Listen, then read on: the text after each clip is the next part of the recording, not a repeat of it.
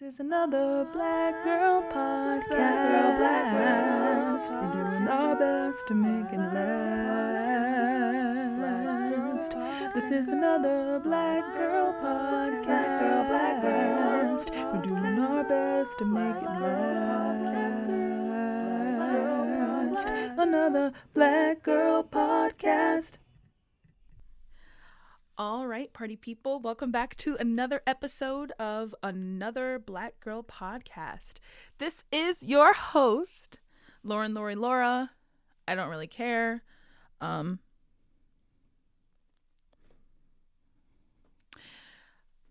kind of in the limbo of we're not going to work. We don't really know what day it is, but we're going to continue to vibe and rock out in every possible way that we can. Yeah. Oh, I hate that. Okay, let's try this again. Let's move this over here. So, I don't even know what I was about to say, but whatever. Thanks for being here. First of all, let's say that. Thanks for being here. I appreciate your presence on this channel. Yeah. Like I said in my last episode, I haven't. I love how I say we. I haven't really fulfilled my promise of coming back every Sunday for the next season. So I'm just thinking that these are going to be a bunch of bonuses.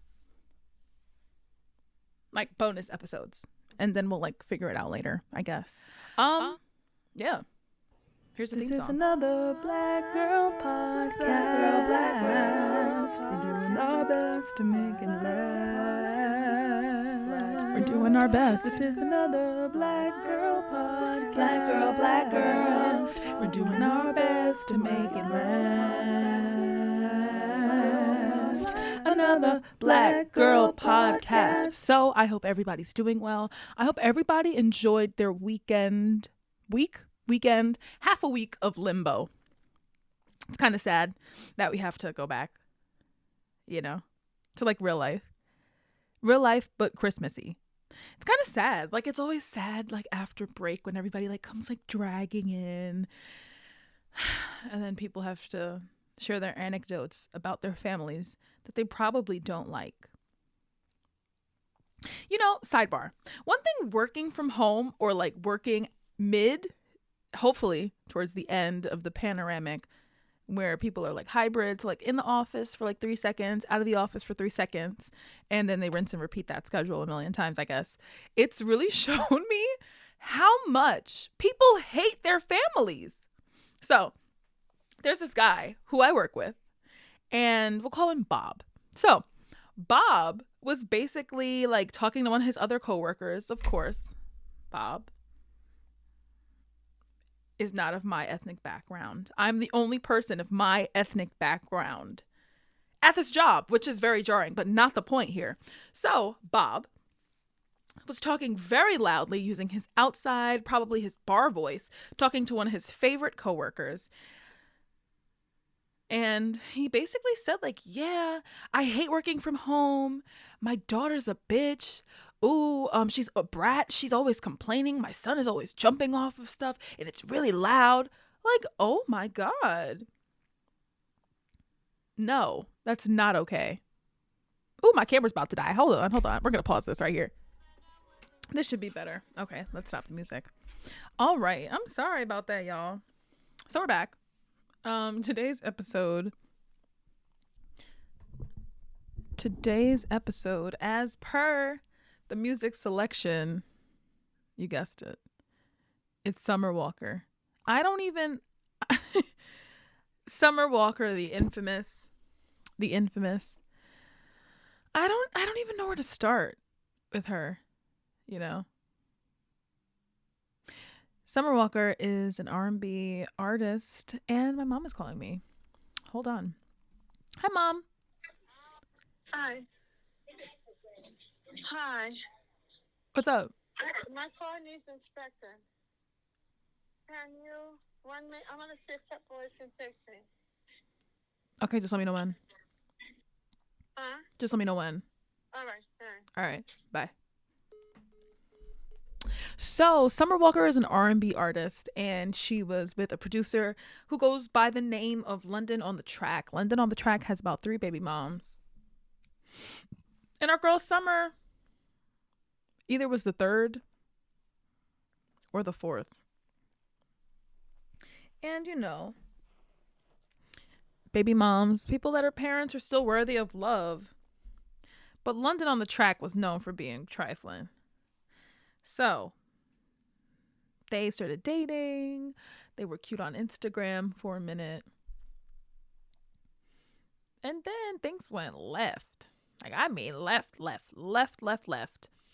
And Summer just dropped an album titled Still Over It, where all of the toxic and super problematic relationships and participants in super problematic and toxic relationships, or relationships that just need work, all assembled in spaces like Clubhouse, Twitter, Instagram, to basically commiserate and basically say they feel Summer. And granted, everybody in here has been in a non-favorable relationship. One that is a little problematic, one that scars us just a little bit. And it might not have been of our own volition, but we feel it, you know? The girls definitely felt Summer on that. Granted, I did too, you know? And like the first line, I think the first line in one of her songs is, I want to start with your mama. She should have whooped your ass. How do you... Summer. Summer, how do you start a song talking about somebody's mom? Like, dang. And she meant it. She said it with her chest. And that's why we love Summer. That's why we respect Summer. Because she meant every single word that she said. They talk about, I want to start with your mama. She should have whooped your ass. Granted, I felt that way. I've been there. I haven't told people that. I haven't made a song about it. But like, Summer, she took one for the team. And told the guys how we were feeling. Honestly. So, Summer is in a new relationship now. So she has a kid with the producer named London on the Track. She just made an album named Still Over It, where she's basically singing about the conclusion, the undoing of her relationship from her perspective. So that happens, and everybody's talking about it on Twitter and Instagram and Clubhouse and blah, blah, blah, Facebook. And Summer has a new boyfriend, I think. Why did she just get this guy's name tatted on her face? And granted, he got her name tatted on. Wow. It was taking my mind a second. They both got each other's names tatted on their faces.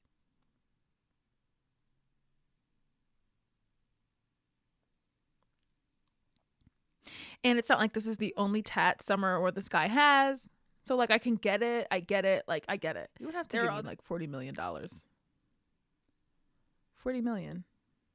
But, of course, like, getting tats is probably, like, their love language now, whatever. And they probably got, like, 1 million tats together. But, like, a face tat? A permanent semi, I guess, now, because you can remove it. But if you don't get it removed, it's a semi-permanent inscription. And it's, like, right here, I think. A permanent? Somebody's name? Nah. That's scary to me. That's really scary to me. But I mean, I'm glad that he got it too. So like, if it fails, they both look stupid together, you know?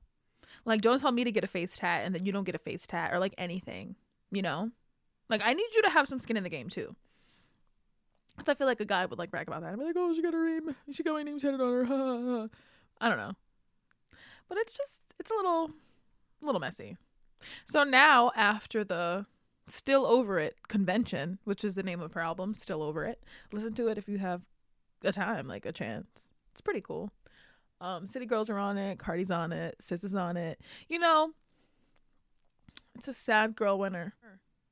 So everybody assembled to talk about that, and then she immediately, not immediately, but it feels like immediately, she went and got a tattoo of somebody else's name on her face. I hope it works out for Summer. Even though Summer has been a little problematic in the past, you know. I hope it works out for her. I truly do. But at some point, we got to be real. Like, we got to be honest, you know? Be honest with yourselves. Like, yes, sometimes there's a bad apple in your dating history. Sometimes the bad apple is your judgment. Hopefully this isn't the case, but like, I was just having a conversation with my family, well, specifically my dad, and I was like, I've noticed that some women, not all, clearly, but some women have issues taking accountability for their actions and taking accountability for their relationships. By that I mean, like, there are some Black women who will burn your house down. Granted, like, you probably did something to cause her to burn your house down. Probably. But when confronted with that fact, it's like, well, you did this, you did this, you did this. Sis, you bought the gasoline and lit the match. Like, there are some women who do need to take more accountability in their relationships and in their lives. And for me, like, 2021 has been a moment where I've turned the mirror back on myself. 2021 has been a year where I've looked in the mirror, you know, and I assessed the ways in which I haven't taken accountability. And, you know, part of being a grown woman, a grown adult woman, is standing behind those actions 10 toes deep and saying, yeah, I did it. Here's the reason why, but yeah, I did it. I know it hurt you. I chose to do that. Here's why. Let's talk about it. It may not go as smoothly, but a part of growing up, I believe, is taking accountability for your actions. Because at the end of the day, you're left with you. You're the only person to blame. Eventually, you're the only person that you can credit. You're the only person that you really have to live with. You know, like, you could choose to live with, like, your partner or whatever, but, like, ultimately you are the person you have to live with. And accountability is uncomfy. Accountability hurts. Accountability can come and punch you in the back of the head when you're least expecting it. But, you know, it's necessary. Accountability is necessary for growth. And, you know, even in our dating lives, like, we may not recognize it or we may not be able to clearly identify it, but more often than not, we have a type. We usually define our type like, oh, he has to be over 6 feet, white teeth, dark skin, has a fade, great sense of style, shops at Zara, makes over $50,000 a year. Yes, that's your type in your mind, but sometimes we have types. And our types include certain types of attachment styles and traumas. Our types may be those who repeat toxic patterns. It's difficult. It's difficult to acknowledge. It's difficult to recognize that you think you have a type and that type might not be your type, but you may have a problematic type. You may have a rebound type. You may have, like, you have a type. When you recognize your type of patterns, your type of traumas, the types of traumas and patterns that these partners may have, I think that's a very telling indicator, to be honest. It's a little scary. But, you know, the sooner you take accountability, I guess the sooner you change, right? Right? Oh, man. Summer. Mm-mm.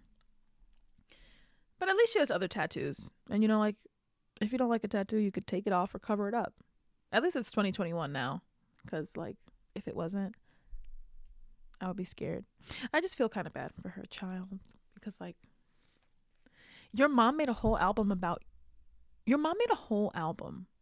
dad being no good, low down, and a trifling dirty dog. She did. And came for your grandma in the process.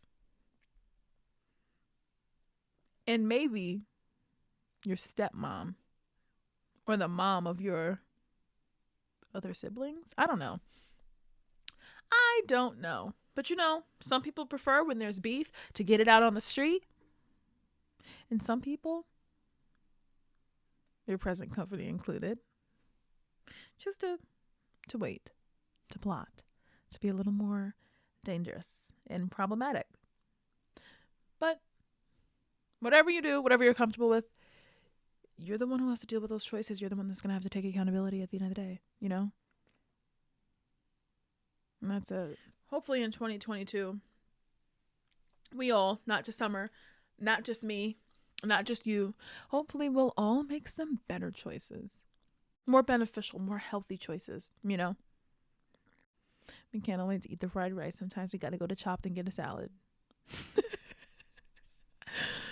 Yeah. So, yeah, this has been another episode of another Black Girl Podcast. Here we go. This is another Black Girl Podcast. We're doing our best to make it last. We're doing our best. Honestly, that's all we can do. We're doing our best. This is another Black Girl Podcast. We're doing our best to make it last.